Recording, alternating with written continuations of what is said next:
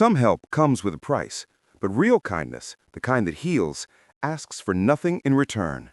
He thought he was just fixing a stranger's car, but the note she left behind wasn't about the car at all. It was a goodbye he never saw coming.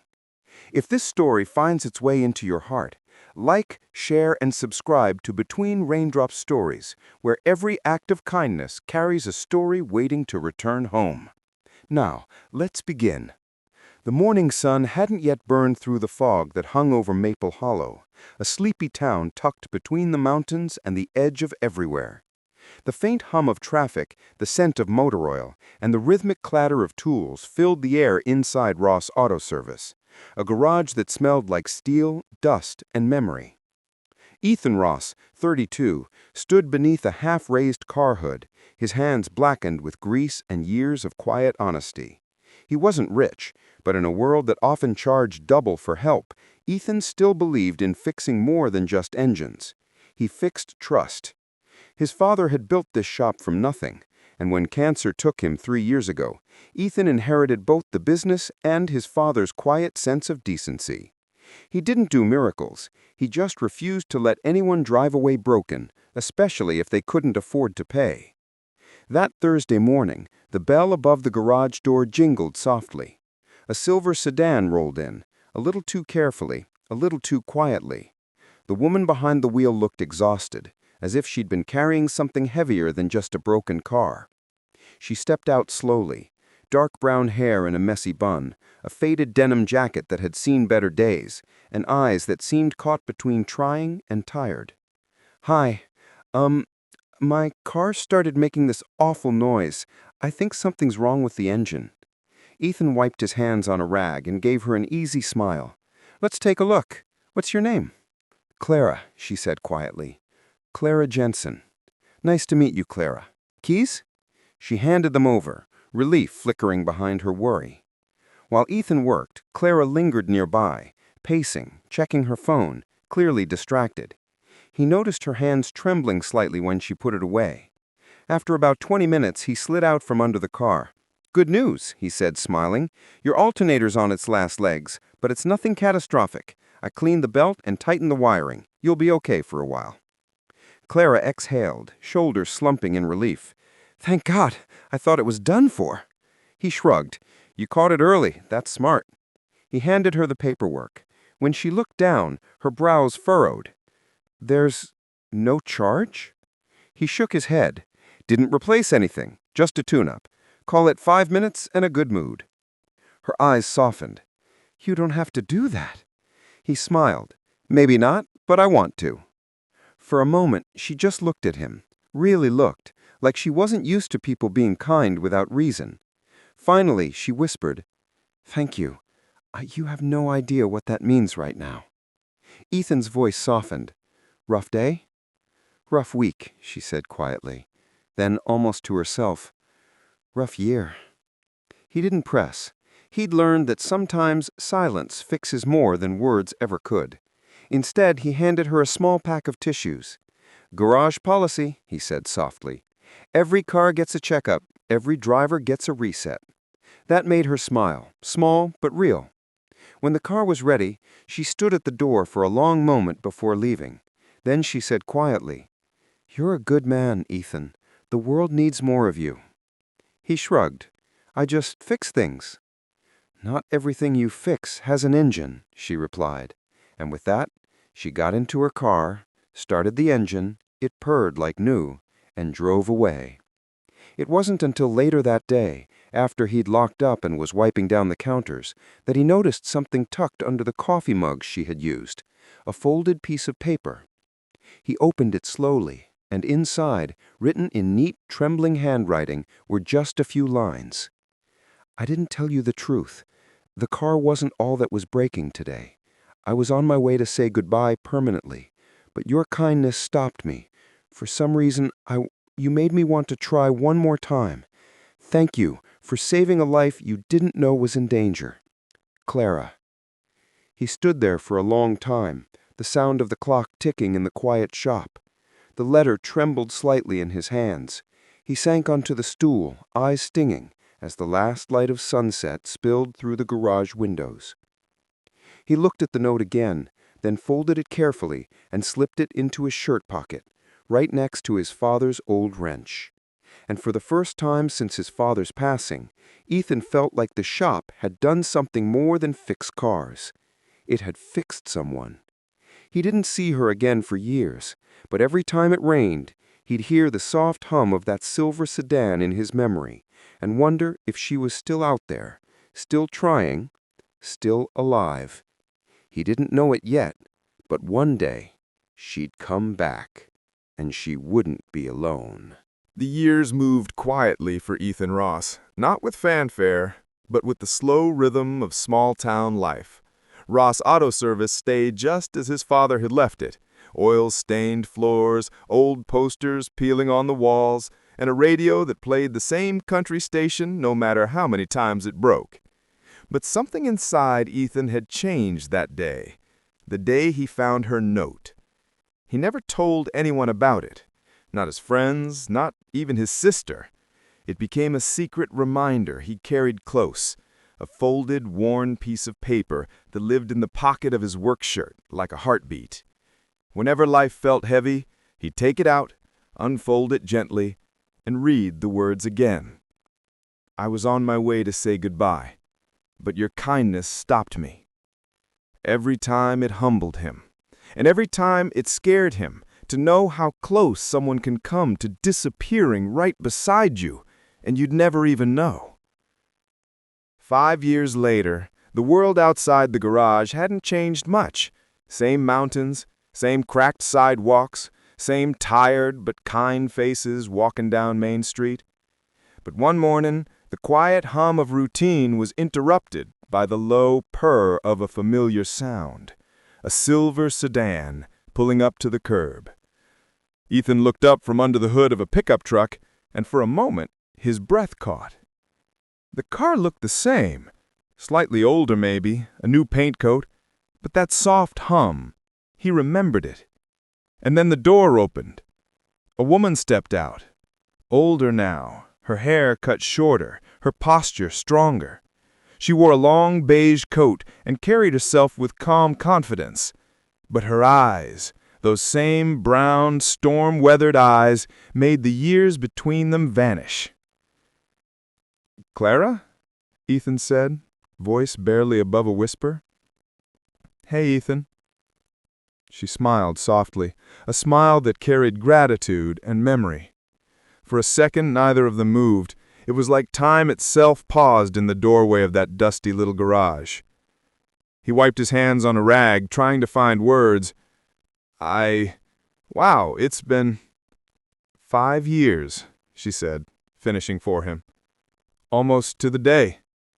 He blinked. You remember that? I could never forget that morning. He motioned toward the car. Don't tell me the alternator finally gave out. She laughed softly. No, she's still running strong, thanks to you. So what brings you back? She hesitated, looking down. I guess closure, or maybe gratitude, or both. He smiled faintly. I'll take either. She walked further into the garage, her gaze taking in the same old calendar, the same dented toolbox, the coffee machine that still sputtered like an old man with secrets. It's exactly how I remember it. Yeah, Ethan replied, leaning against the workbench. I guess I'm not big on change. Sometimes, she said softly, the world needs places that don't. For a while they just stood there, the silence filled with the hum of fluorescent lights and distant traffic. Finally, Ethan asked, So, how have you been, Clara? She took a deep breath. Better. Alive. Trying. Then, after a pause, you probably don't remember what you said to me that day. He frowned slightly. I remember bits and pieces, mostly that you looked like you hadn't slept in a week. She smiled faintly. You told me every driver deserves a reset, that it wasn't just about cars, it was about people. He chuckled softly. Did I really say that? You did. And it saved my life. Her words hit him like quiet thunder. He had read that note 100 times, but hearing her say it aloud, seeing her standing there, alive, smiling, it was different. She continued, her voice trembling slightly. I was in a really dark place that day. Lost my job, my relationship, my sense of purpose. I thought there wasn't a point anymore. Her gaze softened. Then this stranger refused to take my money and handed me a cup of coffee. Ethan looked down, embarrassed.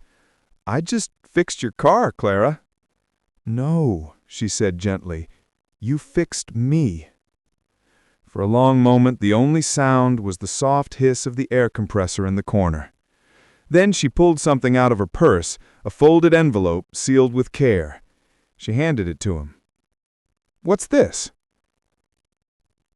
She smiled. A long overdue payment. He raised an eyebrow. You really didn't have to. Just open it, she said. Inside was a check, but not for money.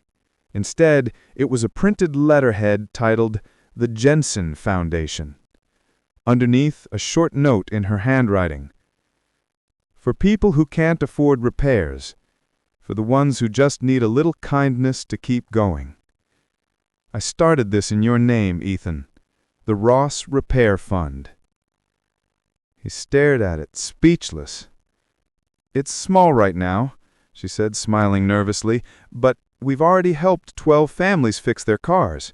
Single parents, students, elderly neighbors, people who have lost their jobs without transportation.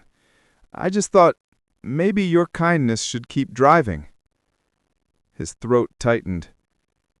He set the letter down slowly and looked at her, his eyes glistening. I don't know what to say. You don't have to say anything, she said softly. You already did, 5 years ago. Outside, thunder rolled softly in the distance. Rain began to fall, slow at first, then steady. Clara glanced toward the open garage door. Guess the weather wanted to finish our conversation. He laughed through the tears threatening to fall. Seems like it. They stood in silence for a long time, watching the rain blur the world outside the door. Then, as if pulled by some quiet gravity, she stepped closer and said, I wasn't sure if I should come, but I wanted you to see what your kindness became.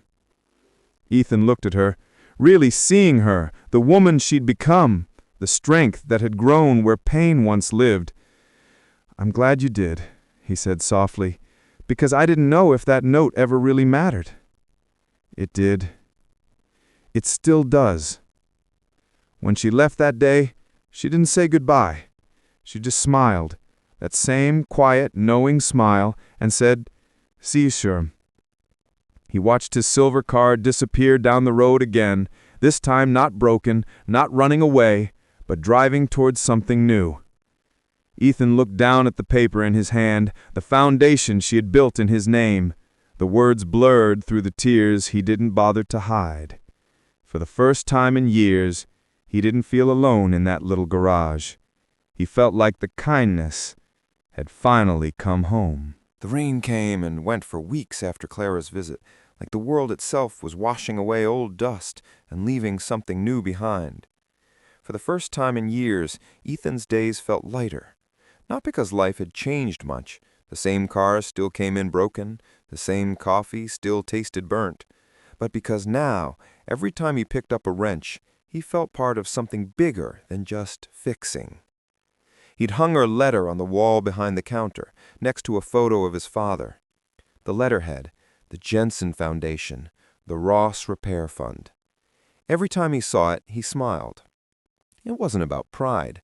It was about proof that kindness really does echo back. 3 months passed before Clara called again. Her voice over the phone was soft but bright.